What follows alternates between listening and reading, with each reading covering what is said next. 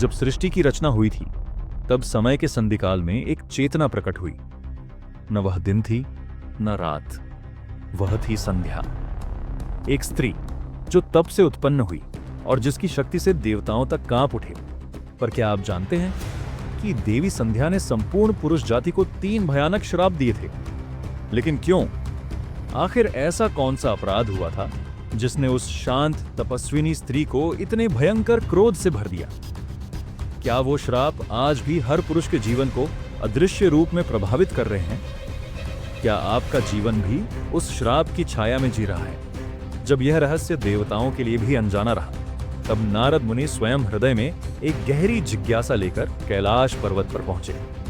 सामने भगवान शिव शांत मुद्रा में समाधिस्थ बैठे थे। वंशी की तरह लहराते हुए नारद बोले, हे देवाधिदेव महादेव, मैं जानना चाहता हूं देवी संध्या का रहस्य। कौन थी वे और क्यों उन्होंने समस्त पुरुष जाति को भयानक श्राप दिए? भगवान शिव मुस्कुराए। उनके नेत्रों में एक प्राचीन इतिहास की चमक थी। उन्होंने कहा, हे नारद, यह जो तुम जानना चाहते हो वह केवल कथा नहीं, एक ब्रह्मांडीय लीला है। सुनो ध्यानपूर्वक, क्योंकि इसके श्रवण मात्र से असंख्य जन्मों के पाप नष्ट हो जाते हैं। जब सृष्टि की उत्पत्ति का प्रथम स्पंदन हुआ तब ब्रह्मा जी कमलासन पर ध्यानस्थ थे। उसी समय उनके मन में सृष्टि की रचना की इच्छा उत्पन्न हुई। इस इच्छा की ऊर्जा से उनके मन से एक दिव्य त्रिभुवन सुंदरी कन्या प्रकट हुई। उसका नाम रखा गया संध्या। उसका स्वरूप इतना अद्वितीय था कि देवता, गंधर्व, सिद्ध, यक्ष सभी विस्मित हो उठे। क्योंकि वह ब्रह्मा के मन से उत्पन्न हुई थी, इसलिए वह उनकी मानस कन्या मानी गई। किंतु लीला को देखो हे नारद, जब ब्रह्मा जी की ध्यानावस्था टूटी और उन्होंने उस कन्या को देखा तो क्षण मात्र को उनका मन भी विचलित हो उठा। उनकी दृष्टि में एक काम भाव उभरा। यह ब्रह्मा जैसे सृष्टिकर्ता के लिए अस्वाभाविक था, परंतु यही लीला थी, ईश्वर की योजना।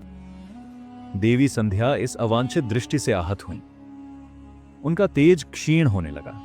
उन्हें में ऐसा प्रतीत हुआ जैसे उनकी पवित्रता को ठेस पहुंची हो। उन्होंने वह स्थान तुरंत छोड़ दिया। उनके भीतर अपार पीड़ा थी। मैं ब्रह्मा जी की मानस संतान हूं, फिर उन्होंने ऐसी दृष्टि क्यों डाली? इस असहनीय वेदना से मुक्ति के लिए देवी संध्या चंद्रभाग पर्वत की ओर प्रस्थान कर गईं। वहां एकांत में बैठकर उन्होंने निश्चय किया, मुझे इस अपवित्रता के भाव से छुटकारा पाना है। मुझे तप करना होगा, किंतु किसकी उपासना करूं? उसी समय ब्रह्मा ऋषि वशिष्ठ वहां से गुजरे। उन्होंने एक विरक्त तपस्विनी कन्या को सरोवर के पास खड़ा देखा। जब वे पास गए तो उन्हें संध्या की करुणामयी आंखें दिखीं। देवी संध्या ने वशिष्ठ को अपने हृदय की वेदना सुनाई। महर्षि बोले, हे देवी, केवल एक ही पुरुष है जो तुम्हारे मन को पवित्रता और स्थिरता दे सकता है, भगवान नारायण। उनकी तपस्या करो, जाप करो, नमो नारायणाय नमः पूर्ण मौन, स्वच्छ वस्त्र, संयम और श्रद्धा के साथ यह तप करो। जब तक श्री हरि स्वयं प्रकट न हो तब तक यह नियम मत छोड़ना, वे ही तुम्हें दोष से मुक्त कर सकते हैं। देवी संध्या ने वशिष्ठ के उपदेश को अपनी आत्मा में उतार लिया। उन्होंने पृथ्वी से लेकर स्वर्ग तक युगों तक कठिन तप किया। 4 युग बीत गए और वे निर्बाध तप में लीन रहीं। उनकी तपस्या इतनी तेजस्वी थी कि संपूर्ण ब्रह्मांड में उसकी गूंज फैल गई। देवता, सिद्ध और रसिक सभी आश्चर्यचकित थे। अंततः उनकी अटूट भक्ति से प्रसन्न होकर भगवान विष्णु चतुर्भुज रूप में प्रकट हुए। उनकी कांति सूर्य से भी तेज थी। देवी संध्या उन्हें देखकर स्तब्ध रह गई। वाणी मौन हो गई, केवल हृदय बोल रहा था। भगवान ने उन्हें दिव्य वाणी और ज्ञान का आशीर्वाद दिया। फिर बोले, हे देवी, मांगो जो भी वरदान चाहती हो। देवी संध्या ने कहा, प्रभु, यदि आप प्रसन्न हैं तो मुझे यह वरदान दें। 1. संसार के समस्त प्राणियों के मन में जन्म लेते ही काम का विकार उत्पन्न न हो। 2. मेरा पतिव्रत धर्म सदा अटूट रहे। 3. मेरे मन में कभी किसी अन्य पुरुष के प्रति कोई आकर्षण उत्पन्न न हो। और हे प्रभु, एक अंतिम वरदान, जो भी पुरुष मेरी ओर कामभाव से देखे वह तत्काल नपुंसक हो जाए। भगवान विष्णु मुस्कुराए, हे देवी, तुमने लोकहित में महान वरदान मांगे हैं। तुम्हारे श्राप अब मर्यादा बनेंगे। श्री हरि बोले, आज से 4 अवस्थाएं होंगी, बाल्य, कौमार्य, यौवन और जरा। केवल कौमार्य की पूर्णता के पश्चात ही कामभाव उत्पन्न होगा, और तुम्हारे पावन सतीत्व के कारण जो पुरुष तुम्हें कामभाव से देखेगा वह नपुंसक हो जाएगा। तुम्हारा नाम त्रैलोक्य में पवित्रता की प्रतीक बनकर गूंजेगा। जब भगवान विष्णु अंतर्धान हुए तो देवी संध्या की तपस्या पूर्ण हुई। उनका रूप अब और भी तेजस्वी हो चुका था। नेत्रों में करुणा, मुख पर तेज और चित्त में अपार स्थिरता। देवगण आकाश से पुष्प वर्षा करने लगे। समस्त ऋषिगण, गंधर्व, यक्ष और किन्नर देवी की स्तुति में गान करने लगे। उन्होंने संध्या को अब तपस्विनी देवी की उपाधि दी, किंतु देवी ने अब संसार से विरक्ति ले ली थी। उन्होंने मन में निश्चय किया था, मैं अब किसी के आकर्षण में नहीं बंधूंगी, केवल धर्म और सत्य की साधना करूंगी। परंतु तब सप्तर्षियों की सभा ने उन्हें सैच्छिनोक एक विशेष कार्य के लिए अनुरोध किया।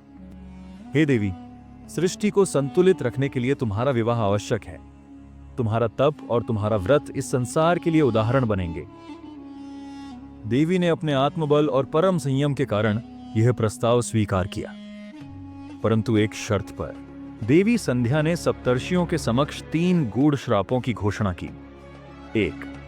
जो पुरुष स्त्री के शरीर को केवल भोग की वस्तु समझेगा वह जन्म जन्म तक अतृप्त रहेगा, उसकी आत्मा कभी शांति नहीं पाएगी। 2.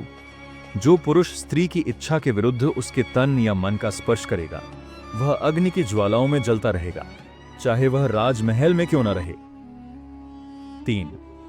जो स्त्री अपने सतीत्व और आत्मसम्मान की रक्षा में स्वयं को अग्नि को समर्पित करेगी, अग्निदेव स्वयं उसे स्पर्श तक नहीं करेंगे, वह अग्नि में भी अजर, अमर और अपराजिता रहेगी। देवताओं ने सिर झुकाकर उनके वचनों को स्वीकार किया। तब महर्षि मेधातिथि के योग्य पुत्र ऋषि मेधव से देवी संध्या का विवाह संपन्न हुआ। ब्रह्मा जी ने स्वयं आकर देवी संध्या से क्षमा याचना की। वे बोले, हे देवी, तुम मेरी ही मानस संतान हो, परंतु तुमने जो आत्मबल दिखाया वह इस ब्रह्मांड की स्त्रियों के लिए एक अमूल्य उदाहरण बन गया। तुम्हारे कारण अब प्रत्येक युग में स्त्री सशक्त और पूजनीय होगी। शिव बोले, हे संध्या, तुम अब से हर दिन की 3 संधियों की अधिष्ठात्री बनोगी। प्रातः संध्या, मध्याह्न संध्या और सायं संध्या। तीनों कालों में तुम्हारी स्मृति ही मनुष्य को पवित्र बनाएगी। विष्णु बोले, जो भी साधक प्रातःकाल तुम्हारा ध्यान करेगा उसके मन के विकार स्वयं शांत हो जाएंगे। वह सच्चे प्रेम, संयम और सत्य को प्राप्त करेगा। कैलाश पर्वत पर जब यह कथा समाप्त हुई, नारद मुनि की आंखों में आंसू थे।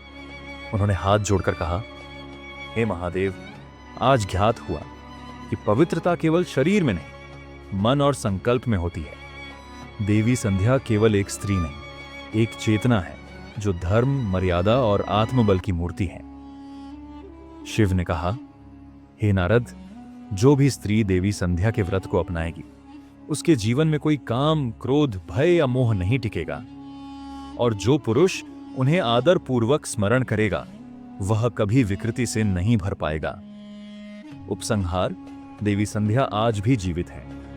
कहा जाता है कि देवी संध्या आज भी त्रैलोक्य के हर कोने में उपस्थित है। प्रातः की पहली किरण में, दोपहर की स्थिरता में और संध्या की अंतिम लालिमा में।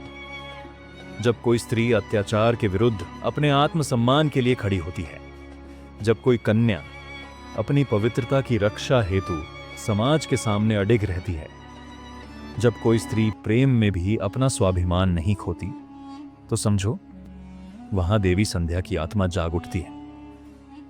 अगर आपको यह कथा रोचक और अद्भुत लगी हो तो इसे लाइक और शेयर जरूर करें।